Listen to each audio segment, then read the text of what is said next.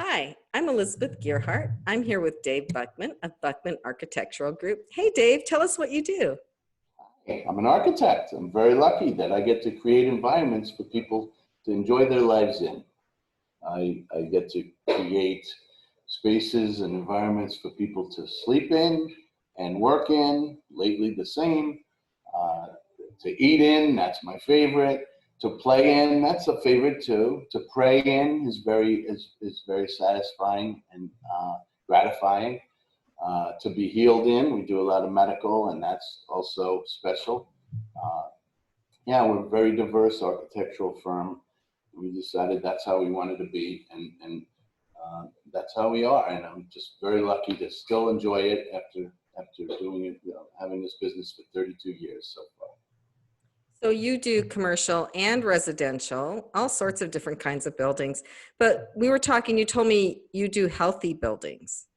Yeah, and it's funny, can buildings be healthy? That's been, it might not be grammatically correct or correct at all, but buildings can be unhealthy, so why not healthy? And for years, my wife and partner Cheryl and I, we're lead professionals, which is a leadership in environmental and energy design, and we design materials that are good for the environment, maybe recycled, less off-gassing of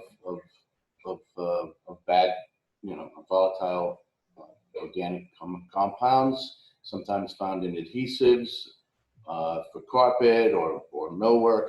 And if these things are good for the environment, generally they're good for the people. And since we do a lot of medical, so we're dealing with healing. And I like to think that the houses of worship we're doing a lot of lately is also dealing with healing. So we're healing people. We're creating environments for people to be healed in, both spiritually and physically. And the way we design more natural light, it's nature, it's biology. You heal quicker when you have more natural light. You're more productive. Your staff will be more productive when there's natural light. Not just for the nice views, but it's proven that we perform as humans better.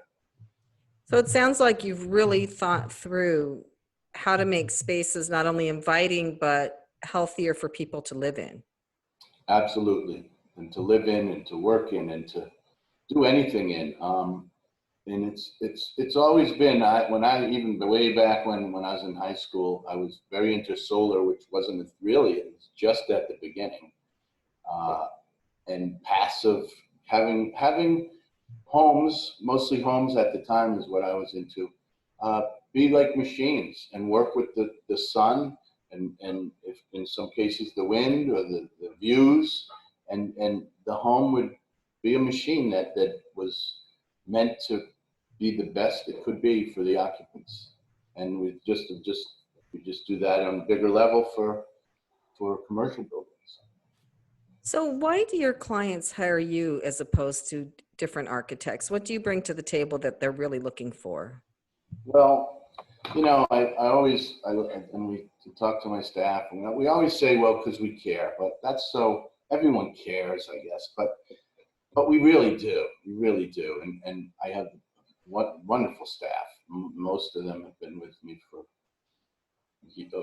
over 20 years, and it's a family atmosphere. I know you hear that a lot too, and teamwork and all these cliche, but we are a team. Architecture is pretty much a team sport, or I think it should be collaborative. And I think our clients realize that, at least most of our clients who we've been working with over and over, which is great. Most, and that's not too common because a lot of people, how many times have they put up a building? Maybe once, maybe twice. But we have a lot of clients, especially in the medical arena, that are doing multiple buildings and keep coming back to us. So Dave, how long have you been at this, being an architect? I have been an architect, I like to say 59 years. Tomorrow actually will be 60. Since I can't even remember, and I started with crayons and Lincoln logs. I'm dating myself with the Lincoln logs, the wood ones, way before they were plastic.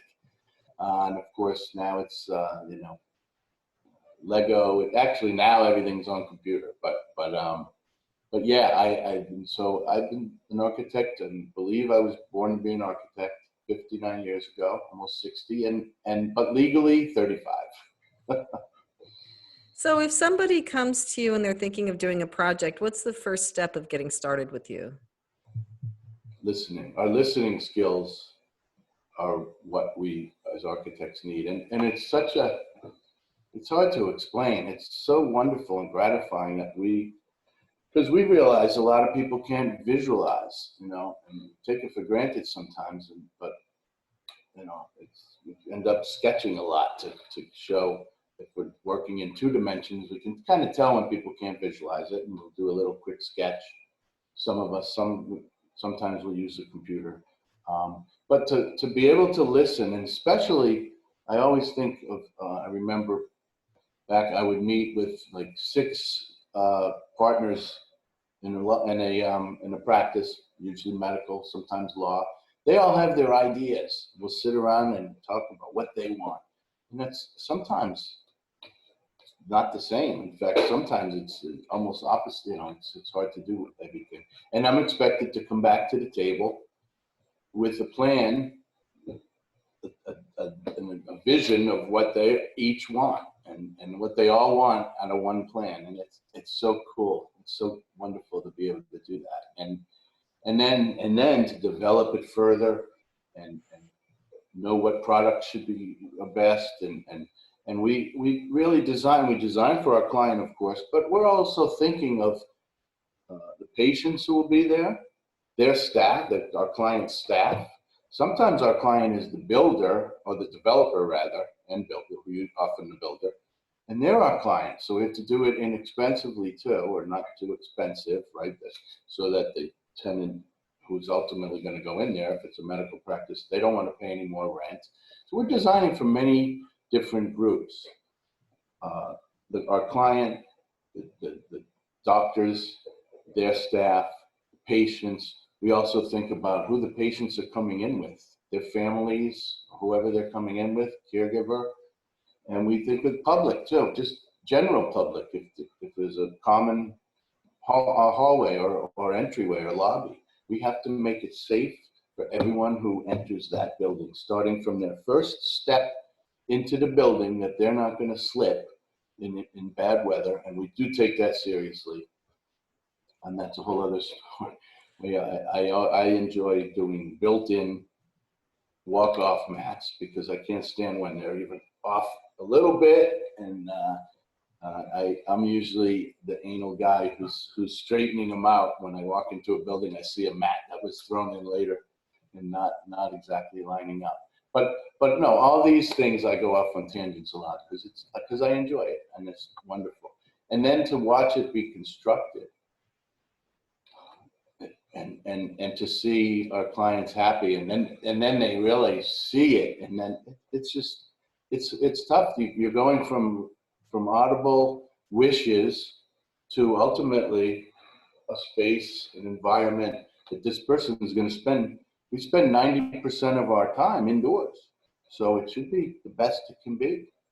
So Absolutely. Do you have any examples of buildings that you've worked on that you can share with us, or is that all proprietary? I do. I'm not ready to do that right now because I'm a computer idiot. I'm computer illiterate. Any that have been built like in the last 35 years that people could drive past? Oh, yeah. I mean, there are about 30 or so medical buildings in New Jersey, scattered throughout New Jersey. Most of our work is in New Jersey. We're licensed in, I think, like 15 states, but most of our work is in New Jersey. There's a wonderful synagogue in, and I recently, this is cool. I recently was visited there on a Zoom meeting, not a Zoom meeting, a Zoom event where there was a bar mitzvah boy reading his Torah portion in a space that I well, he was home, but for a temple that I had designed, and they are members of the temple that I had designed and love it. I didn't even know them when I had designed it. But yeah, there's a lot of buildings around that they accumulate in 35 years. What's your favorite one? My favorite one is probably so many. This is like which daughter is my favorite. I'm not saying. One of your favorite ones. What's one of your favorite? No, I enjoy. You know what? I think most gratifying is to be praying, whether it's a church, synagogue, mosque, to be in a space that my staff and I created, and seeing others being, reaching their God, whoever that might be, or whatever presence they pray to or sing to or whatever brings them, whatever faith does for their heart to help them get through life, because it's not always easy. If the space that we created helps them, what could be better? I can't think of anything that could be better. Spaces are so important, and a good architect who listens to you and helps your dreams become a reality is so important too if you're building, because it's a huge project and it's expensive and you want to get the right guy, right? Absolutely. Or gal. Oh yeah. I have mostly women in my office, so we always tease that I have like 6 wives. I'm always being told what to do. Oh, great. Is there anything else that anybody needs to know about your architectural practice? Yeah, have fun. If you're building, if it's not, then call me. And if you don't, even if you go to another architect, I like to help people. All of a sudden, I'm 60. I don't know how that happened, but I know a lot of people. And if you have any questions about your project or what architect to use, even if it's not me, I will always give you an honest answer, and I think good advice. Dave? I missed what was that? Oh, I said thanks. Oh, you're welcome. Thank you. Thank you. This was fun. Yeah, As life should be. it should be. Yes.